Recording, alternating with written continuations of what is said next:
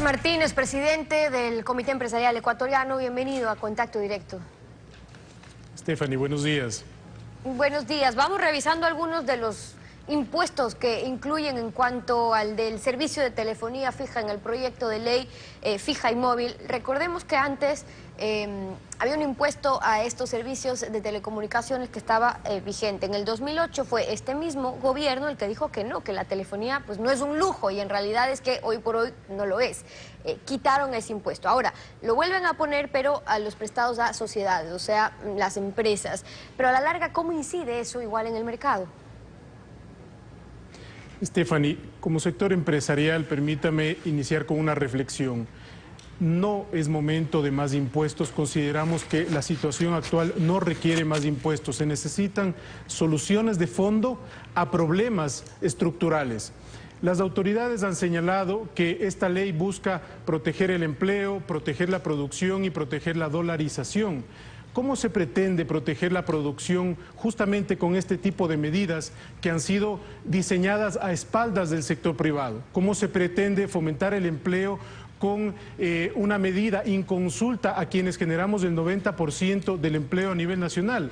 Y la dolarización se garantiza, se defiende con más ingresos por la vía de inversión extranjera directa que hoy está siendo afectada. En relación a su pregunta concreta, hay una serie de contradicciones en la norma como esta, por ejemplo. Por un lado, se genera un incentivo a las microempresas eliminando el pago del anticipo al impuesto mínimo, pero por otro lado se carga a la comunidad empresarial con un nuevo impuesto y se desdice de una política pública que tiene que apuntar hacia la economía digital. En la actualidad, el 72% de los países desarrollados tiene un grado de penetración de la banda ancha. En el país ese grado de penetración llega solamente al 25%. Claro, pero cuando dicen, bueno, esto va a afectar solamente a prestados a sociedades, a las empresas, pues no a las personas naturales, ¿qué pasa allí? Stephanie, finalmente esos planes corporativos tienen personas usuarias detrás, con lo cual hay un efecto indirecto, pero en el caso concreto de las empresas, hoy más que nunca necesitamos dotar de más competitividad y cada incremento de costo adicional genera una pérdida de competitividad local, y hay que entender que no estamos solos en el mundo. Los países, en definitiva, a nivel regional y mundial, están apuntando a reducir todo este tipo de costos porque la telefonía fija ya no es un lujo, no es un consumo especial, es una herramienta de trabajo. Bueno, y en cuanto a los impuestos, el otro, el de la salida de divisas, un 5% hasta para el monto que se saque en efectivo del país cuando viaja, es decir, solo unos $1000 aproximadamente, o sea, 3 salarios básicos no pagan el impuesto, el resto sí tendrían que pagar. ¿Por qué ustedes han considerado que más restricciones a la salida de divisas, más impuestos, a la larga es un impuesto a la entrada de divisas, que en teoría es lo que buscan? Esta es una discusión de fondo, del enfoque que debe tener la política pública. Cuando se graban los impuestos, cuando se graba la salida de divisas, al final del día se está desalentando el ingreso de divisas.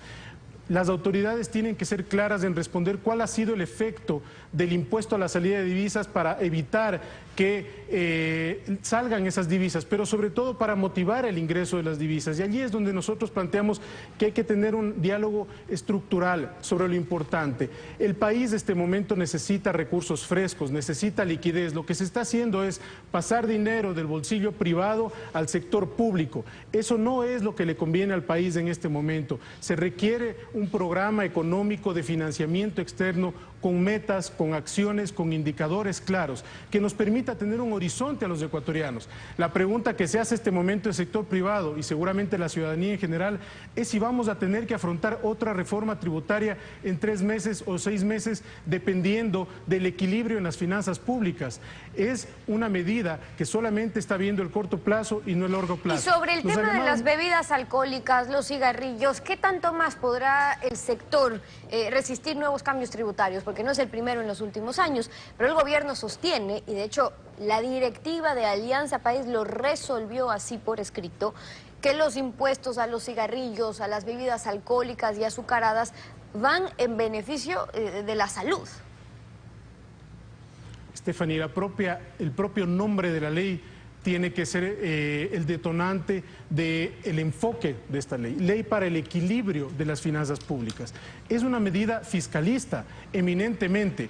Fíjese usted que en los 2 últimos años, solamente para hacer un recuento breve de lo que ha tenido que enfrentar el sector empresarial, 3 reformas tributarias, una de las cuales tuvo que ser eliminada por la convulsión social que generó como la ley de herencias y plusvalías, un código monetario que fue reformado, 2 reformas laborales, salvaguardias, falta de claridad en los acuerdos comerciales y un incesante mensaje en contra de la inversión privada. En este caso, se abona justamente en ese sentido negativo, porque las empresas del sector de industrias y bebidas y gaseosas han hecho un importante esfuerzo para invertir en el país, creer en el país.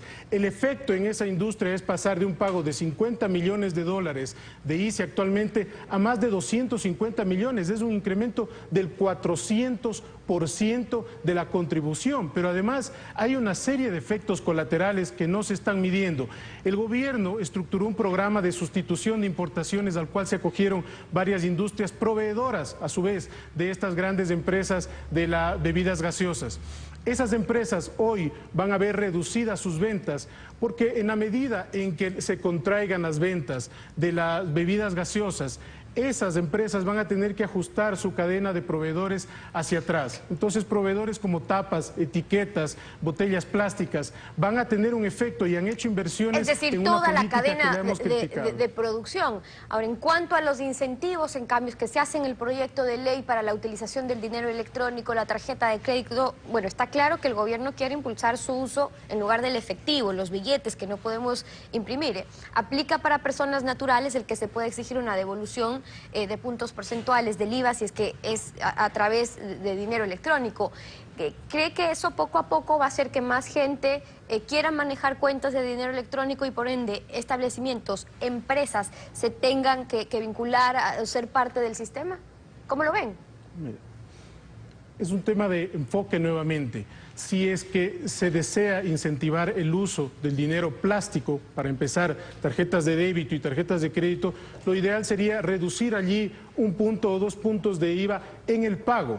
En cuanto al dinero electrónico, este tiene que pasar a manos del sector privado. Su operación total, como sucede en otros países, ha sido exitosa porque lo maneja el sector privado. Los agentes económicos tenemos confianza en la banca privada total y absoluta, y es allí donde debe reposar un esquema de esta naturaleza.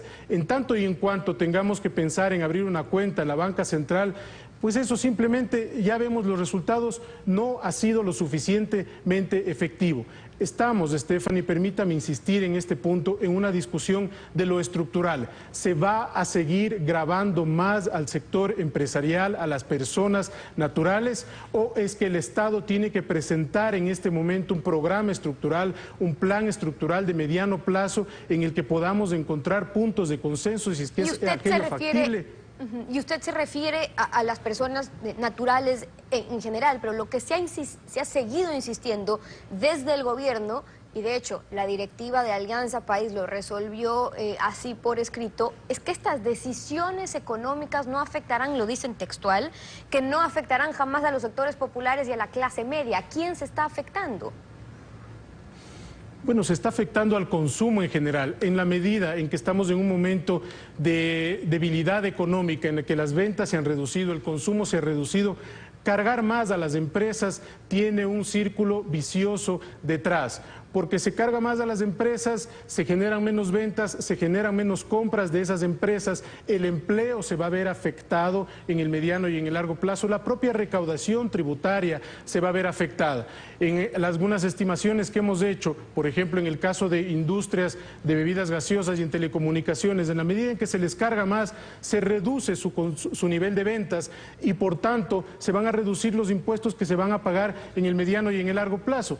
Eso luego tiene un efecto en la cadena productiva, en el empleo de los ecuatorianos y también va a haber un efecto impositivo generalizado en la ciudadanía que tenga que pagar estos nuevos tributos. Richard Martínez, presidente del Comité Empresarial Ecuatoriano, y sus observaciones hoy en Contacto Directo. Gracias por haber estado con nosotros. Gracias, Stephanie.